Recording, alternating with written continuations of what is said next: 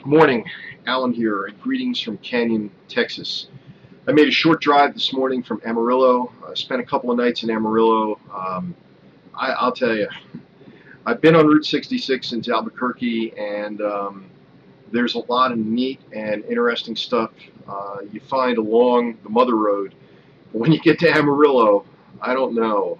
I don't know if there ever was any charm along Route 66 in Amarillo. I know I've been east of Amarillo and I've been into Oklahoma, and 66 is again a phenomenally interesting road to travel. But Amarillo didn't impress me. So I'm about 20 miles south of Amarillo in Canyon, right next to Palo Duro Canyon. Uh, I'll be taking some photos and shooting some video in there in the next couple of days. Uh, Nice rural area away from the city. So, while I was in Amarillo, though, I did get an opportunity to go up and visit the Boys Ranch. And Boys Ranch is really a pretty interesting place. I actually was talking with, if you will, networking with some other RVers at the campground that I was at in Amarillo. And there was a fellow I ran into who is a history teacher, and he said, you have to go to Cal Farley's Boys Ranch. You have to go to the Boys Ranch. And, you know, having lived in Florida for many years, when I think Boys Ranch, I think of Sheriff's Boys Ranch, which is kind of a halfway step between being free and being incarcerated. In other words, strictly for kids who got in trouble.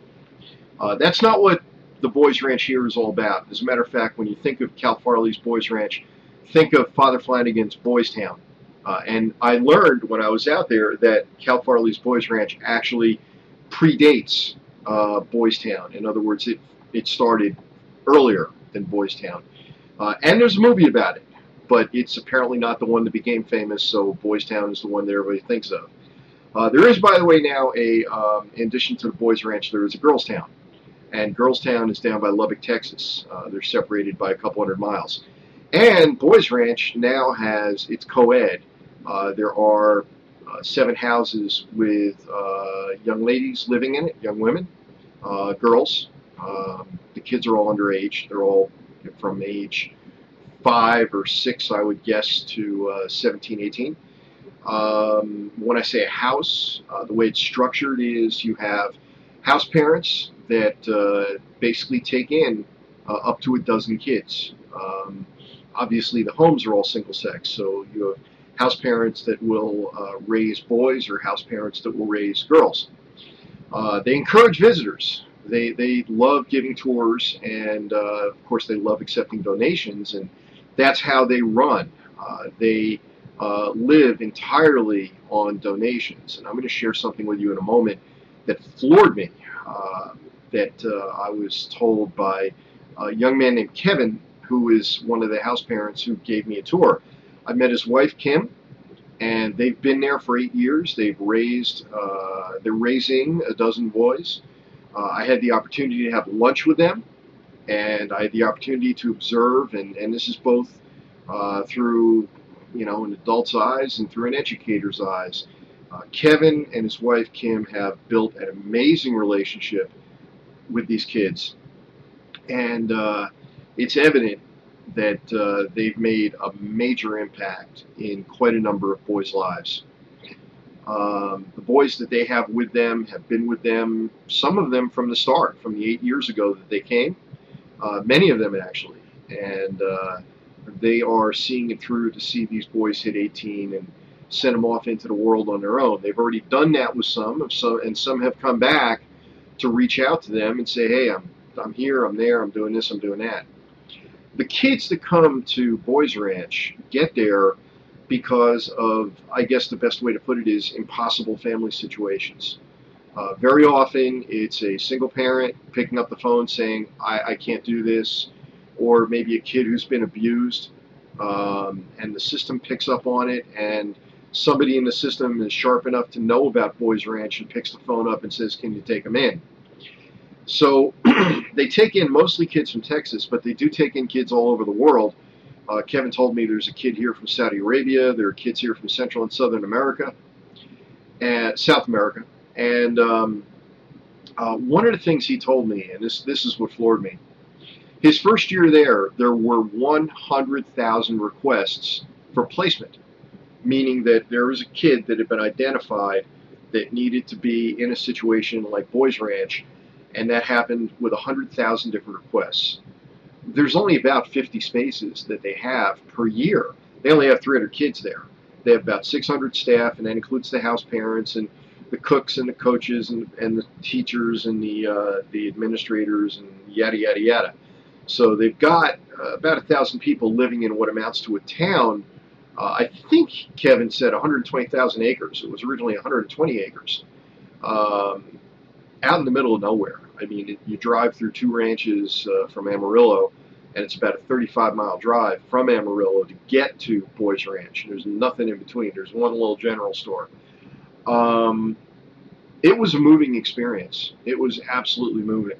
By the way, if you're an RVer, they have an RV park there with full hookups. Well, no sewage, but they have water, they have electric. And I don't think they charge.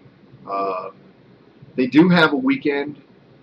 I believe it's in September, which is a big celebration weekend, and you might have trouble staying. But when I passed through there, and I didn't bring my RV, I didn't even know about it, there was maybe 1 or 2 RVs, and there's probably about 20 spaces. So, it's a way to come and really get to intimately know the community. Maybe do some volunteering. I don't know if they have short-term volunteer opportunities. I didn't ask. But I may very well ask the next time I go back, because, it looks like a place where, somebody with a good heart can do some good, and where there's certainly kids who are deserving and needing of that help.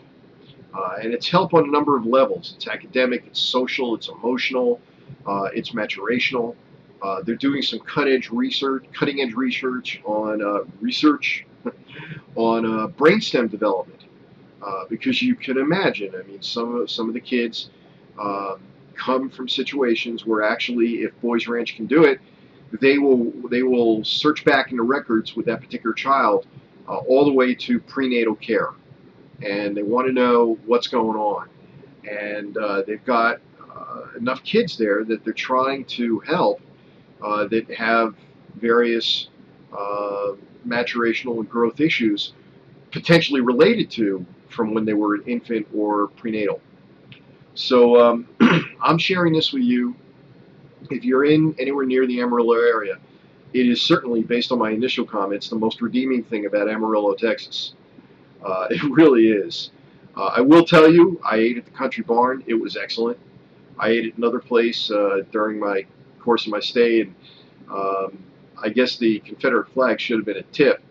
And there are some people, I went online with this place, I'm not going to name them. It's a burger place, and it's a bit outside of town. Some people said the burgers are great. I wasn't impressed. Definitely wasn't impressed. But the people running it were nice enough. I mean, who knows? Maybe it just caught on a bad night. Anyway, Boys Ranch is most definitely the most redeeming thing that I found in Amarillo. I've since moved, like I say, 20 miles south. If I need to get back up there for any reason, I can. But Canyon is a town of about 9,000 people itself, although I'm told that the downtown has been cleared out because of a super Walmart. Who knows what that's really all about. And about 10 miles east of here, there is a real canyon, apparently, that is one of the highlights of North Texas. And I've been told about it by a couple of folks, and I absolutely am going to go there and check it out. So with these thoughts, you can read my comments, and I provided a link to Cal Farley's Boys Ranch, so that if you want to look into it more, and if you're moved to make a donation, please do so. You have a great day. All right, Alan Sills, take care.